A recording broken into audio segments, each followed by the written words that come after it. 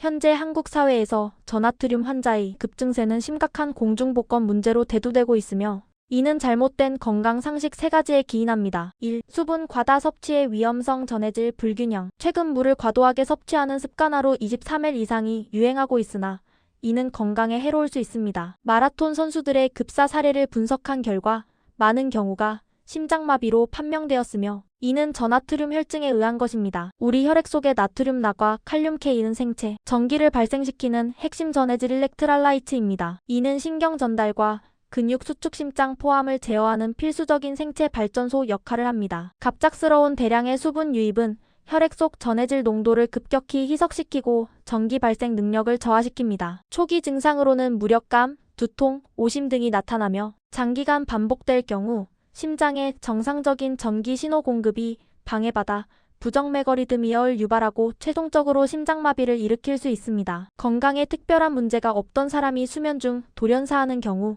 상당수가 저나트륨 혈증에 의한 심장마비로 공식 진단됩니다. 2. 저나트륨 혈증을 가속화하는 3가지 잘못된 상식. 현재 한국에서 저나트륨 환자가 급증하는 배경에는 다음과 같은 3가지 잘못된 건강 상식이 있습니다. 1. 물을 많이 마실수록 좋다. 과도한 수분 섭취. 2. 채소나 과일을 많이 먹을수록 좋다. 고칼륨 식단. 3. 무조건 저염식이 좋다. 나트륨 극단적 제한. 3. 칼륨 K과 나트륨나의 기랑 작용. 모든 채소와 과일에는 칼륨이 압도적으로 많이 함유되어 있으며 나트륨은 극소량입니다. 칼륨은 나트륨과 상반되는 기랑 작용을 합니다. 따라서 채소와 과일을 과도하게 섭취하며 동시에 저염식을 하는 사람은 저나트륨 혈증 상태로 빠르게 진행됩니다. 실제로 염소나 양 같은 초식 동물은 목동이 반드시 소금을 공급해야 하며 야생의 초식 동물 역시 소금 성분이 있는 돌솔트릭을 찾아 헤매는 것은 나트륨 보충이 필수적이기 때문입니다. 4. 소금 섭취 권장량 및 자가진단. WHO 세계보건기구는 성인 기준 하루 소금 5지를 필수 권장량으로 제시합니다. 이는 티스푼으로 한 숟가락 정도의 양입니다. 최근 고염식 위주였던 전통 식습관에서 벗어나 저염식을 지나치게 강조하는 경향이 생기면서 저염식이 곧 건강하다는 오해가 만연해졌습니다. 소금은 우리 몸에 적정량이 반드시 필요합니다. 나트륨 섭취의 자가진단법. 고염식 경향 찌개나 국에 국물을 모두 마시거나 라면, 국물에 밥을 말아먹는 습관이 있다면 나트륨 과다 섭취이므로 저염식이 필요합니다. 저염식 경향 국이나 찌개의 국물을 전혀 섭취하지 않는다면 하루 5지의 소금을 섭취하기 매우 어렵습니다. 이 경우 식사 시 된장이나 간장 같은 전통 장류를 적절히 활용하거나 물에 소금을 약간 타서 섭취할 필요가 있습니다. 우리 체액의 소금 농도는 약 0.9%이므로 약간 간간하게 느껴지는 정도 약 1%로 맞추는 것이 좋습니다. 저나트륨 혈증의 신호. 물을 마신 후 510분 내에 즉시 화장실에 가고 싶거나 빈번하게 배뇨하는 것은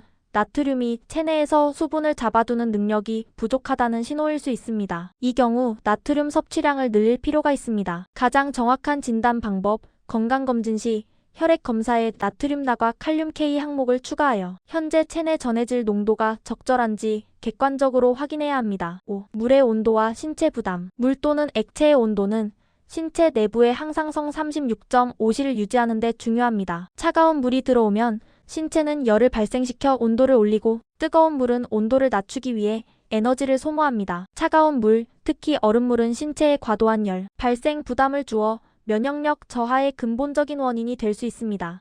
추운 날 소변 후 몸이 떨리는 것은 체온 저하를 막기 위해 무의식적으로 운동을 유발하는 생존 기전입니다. 목 넘김의 청량감은 주더라도 습관적으로 찬물을 마시는 행위는 신체에 대한 학대입니다. 가장 이상적인 물의 온도는 손으로 만졌을 때 약간 미온수미지근한 정도, 즉 36.5C와 비슷한 온도가 좋습니다. 6. 물 섭취 타이밍 및 기타 음료. 권장 섭취 타이밍. 식사 30분 전 1컵, 식사 2시간 후 1컵, 잠자기 1시간 전 1컵, 그리고 기상 직후 공복에 1컵을 마시는 것이 위장 건강 증진과 식사량 조절에 도움을 줍니다. 공복 시 미온수에 약간의 간장 소금을 타서 마시는 것도 좋은 방법입니다. 물과 차의 구분. 옥수수차, 보이차, 결명차 등 물 이외의 모든 음료는 차티로 간주해야 합니다. 차는 차처럼 천천히, 물은 물처럼 섭취하되 섭취량 조절의 기준은 소변의 색깔로 삼아 적절한 수분량을 유지해야 합니다. 7. 탄산수 섭취에 대한 경고. 탄산수는 물에 이산화탄소 COE를 주입한 것입니다. COE는 신체가 음식을 대사한 최종 산물이며 우리 몸은 이 이산화탄소를 폐를 통해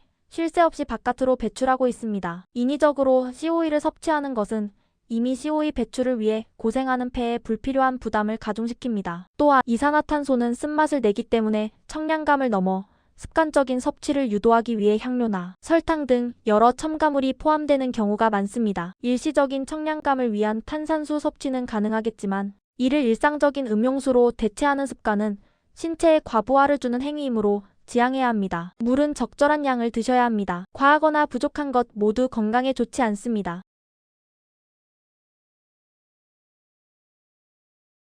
오늘 영상 유익하셨나요? 여러분의 좋아요 하나가 더 좋은 영상을 만드는 큰 힘이 됩니다. 건강해지는 버튼 구독도 잊지 마세요.